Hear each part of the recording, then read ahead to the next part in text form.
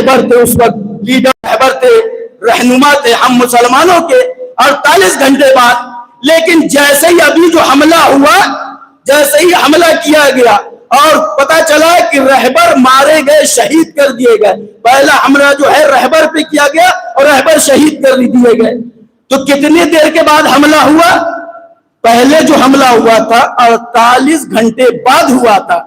अब जो हमला जो हुआ है, जवाब जो दिया गया है, 48 मिनट के बाद जवाब दिया गया है। 48 मिनट के बाद जवाब दिया गया है।